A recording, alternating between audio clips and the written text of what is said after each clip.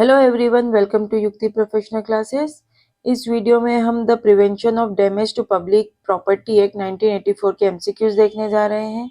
अगर आपने मेरे चैनल को सब्सक्राइब नहीं किया तो मेरे चैनल को सब्सक्राइब, चैनल लाइक जरूर करिए। चलिए स्टार्ट करते हैं। सबसे पहले ये एक्ट नंबर है 3 ऑफ 1984 का।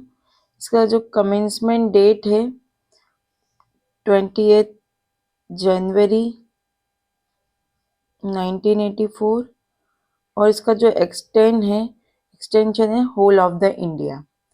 ठीक है, तो ये इसकी कुछ बेसिक जानकारी थी। अब इसके एमसीक्यूज है।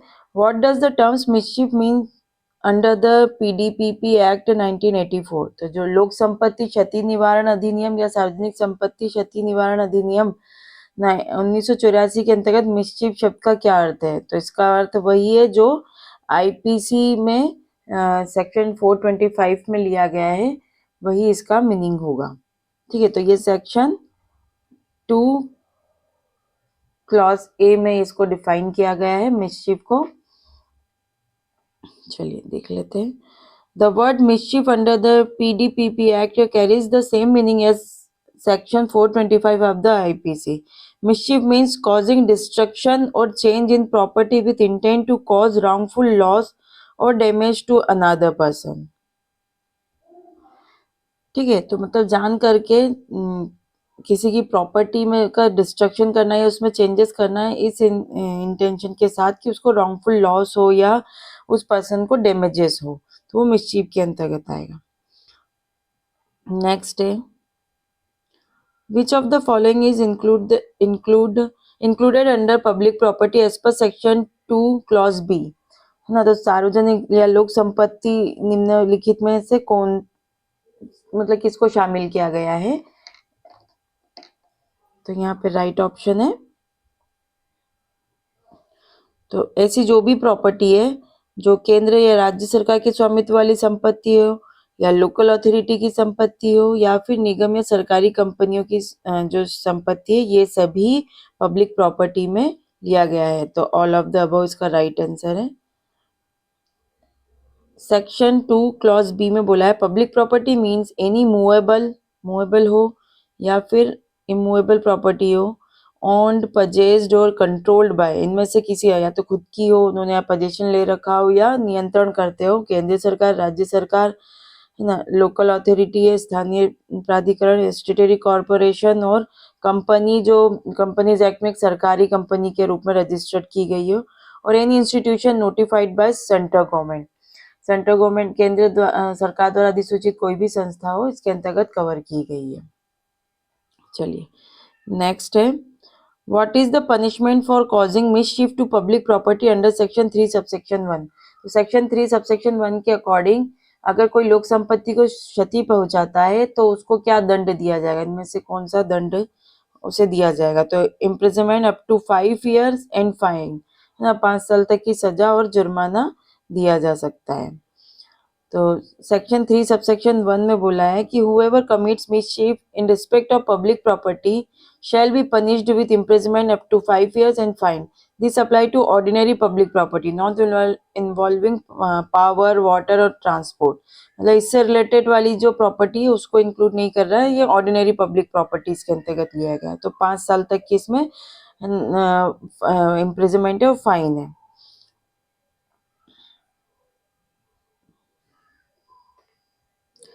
नेक्स्ट है Under section 3 subsection 2, what is the punishment for damaging initial public utility property like water or electricity installation? अगर कोई जल विद्युत जैसी अगर लोक संपत्ति है, उपयोगिता वाली जो संपत्ति उसका नुकसान पहुंचाता है तो उसको क्या दंड दिया जाएगा? सेक्शन 3 सबसेक्शन 2 के अकॉर्डिंग पूछा गया है। ठीक है, तो यहाँ पे जो होगा rigorous imprisonment up to 5 year, minimum 6 month होगा लेकिन मैक्सिमम 5 साल तक हो सकता है। लेकिन यहाँ पे जो है इम्प्रिजनमेंट कठोर कारावास होगा और जुर्माना भी इसमें देना होगा। ठीक है, क्लॉज 1 में रिगोरियस नहीं है। If mischief is committed in respect of essential service related public property such as water supply installation है, power या energy plant है, ऑयल इंस्टॉलेशन से, स्वेज वर्क से, माइन और फैक्ट्री से, और मीन्स ऑफ पब्लिक ट्रांसपोर्ट और टेलीकम्युनिकेशन, अगर इससे सार्वजनिक सर्विस से रिलेटेड इसेंशियल सर्विस वाली जो प्रॉपर्टी है अगर उसको डैमेज पहुंचाया जा रहा है तो यहाँ पे उसको कठिन कारावास होगा, जो 6 महीने से कम तो नहीं होगा लेकिन वो 5 साल तक का एक्सटेंड किया जा सकता है, फाइन भी इम्पोज किया जाएगा। ठीक है, और यहाँ पे 6 महीने से कम कोर्ट कर सकता है सेंटेंस, लेकिन रीजन होगा। ठीक, चलिए नेक्स्ट है, what is the punishment under section 4 of for damaging public property by fire और एक्सप्लोजिव सब्सटेंस। अगर कोई जो लोक संपत्ति है, सार्वजनिक संपत्ति, उसको किसी आग या विस्फोटक पदार्थ से हानि पहुंचा रहा है, तो फिर यहाँ पे नुकसान पहुंचा रहा है, तो यहाँ पे फिर क्या दंड होगा, तो यहाँ पे भी कठोर कारावास 1 वर्ष से 10 वर्ष तक और जुर्माना होगा, रिगोरियस इम्प्रिजनमेंट होगा। Section 4, if mischief under section 3 subsection 1 or 3 subsection 2 is committed by fire or explosive substance, then punishment becomes more severe, rigorous imprisonment not less than 1 year, extendable to 10 years, fine also imposed। ठीक है, तो यहाँ पे fire या explosive substance से अगर उसको damage पहुंचाया जा रहा है तो ये कवर किया गया है। नेक्स्ट है, what does section 5 of the PDPP act provides regarding bail. तो सार्वजनिक संपत्ति क्षति निवारण अधिनियम की धारा 5 जमानत के संबंध में क्या प्रावधान करती है, तो ये जमानत से रिलेटेड ये क्या बोलता है, bail can not be granted unless prosecution has been given opportunity to oppose. तो अभियोजन को विरोध का अवसर दिए बिना जमानत नहीं दी जा सकती है।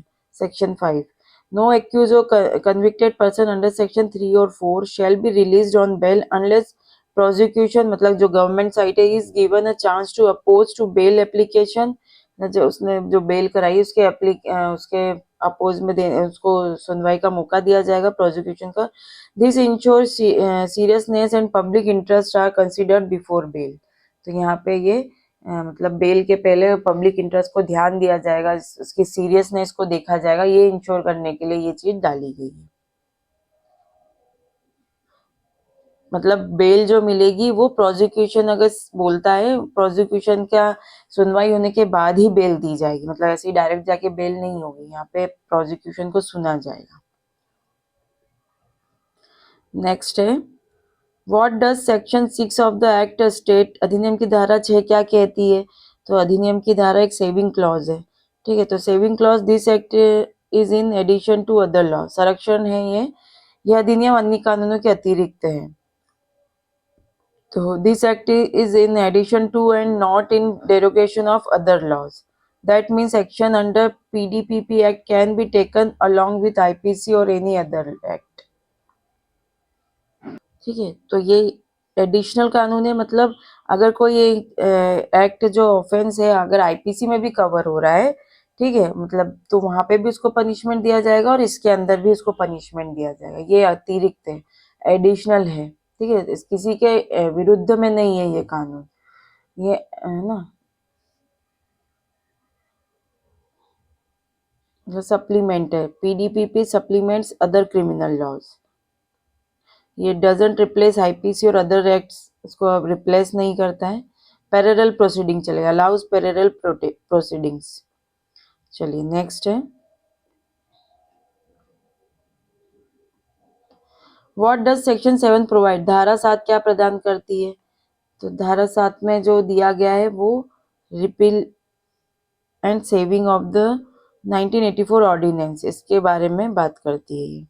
Section 7 subsection 1, the prevention of damage to public property ordinance 1984 is repealed. तो यहाँ ये रिपील्ड कर दिया गया, पहले ये एक्ट चल रहा था तो इसको रिपील्ड किया गया। However all action taken under the ordinance are deemed valid under this act. मतलब ये ऑर्डिनेंस था, एक्ट नहीं था, पहले ऑर्डिनेंस था, उसको रिपील करके एक्ट कर दिया गया इसको, और इसमें अगर जो ऑर्डिनेंस में जो भी एक्शन लिए गए हैं वो वैलिड माने जाएंगे इस एक्ट के तहत। तो ordinance replaced by this act, ordinance को जो अध्यादेश है उसको एक्ट के द्वारा रिप्लेस कर दिया गया है, और जो भी प्रायर एक्शंस थी वो सारे, मतलब उस ऑर्डिनेंस के तहत जो भी एक्शन ली गई थी वो वैलिड मानी जाएगी। ठीक है, और ensure continuity of legal process. चलिए यहाँ पे हमारा ये एक्ट खत्म होता है। इसमें टोटल सेक्शन 7 ही थे, जो मैंने इसमें जो इम्पोर्टेंट था वो सब कवर हो गया। चलिए मिलते हैं हम नेक्स्ट वीडियो में। Thank you.